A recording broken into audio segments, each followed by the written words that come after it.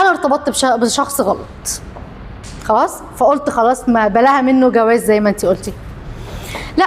هاجي بعد سنين لما اقرر ان انا اقف كده اسامح نفسي ان انا دايما بلوم ان كان اختياري غلط، او ان انا اتجوزت واحد غلط واتطلقت، او ان انا اتخطبت لواحد مش كويس وعمل فيا وسوى، ان بدل ما ده ما يعقدني افهم الموقف، افهم ان انا كنت في وقت محتاجه ارتبط فيه، محتاجه حد جنبي، في وقت شايفه كل صحباتي بيتجوزوا وانا قاعده، فانا متفهمه الموقف، انا عملت ده في الوقت ده عشان كان عندي احتياج معين، مش غلاسه على نفسي. اتقبله، عادي، انا كان سني صغير، ايه يعني لما اختار غلط، ايه يعني لما اختار الكليه الغلط، ايه يعني لما اختار الوظيفه الغلط، انا متقبله فكره ان انا غلطت، انا بطلع لنفسي مبررات.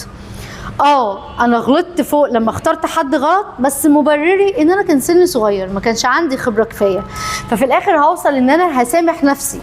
وهدد نفسي، اقول لك بصي ما انت قدامك يا تسامحي نفسك يا اما هتخسري دلوقتي استقرارك، هتخسري سنك اللي ينفع تتجوزي فيه، هتخسري شغلك اللي انت فيه علشان خاطر مش هتلحقي تروحي شغلانه تانية، انت قاعده ندمانه ان انت جبتي مجموع وحش في الثانويه العامه دخلك كليه ما كنتيش عايزاها، ما لو فضلت مش مسامحه نفسي مش هعرف ادي في الشغل اللي انا فيه اللي خلاص كده كده بقى امر واقع، فمش هوصل لحاجه.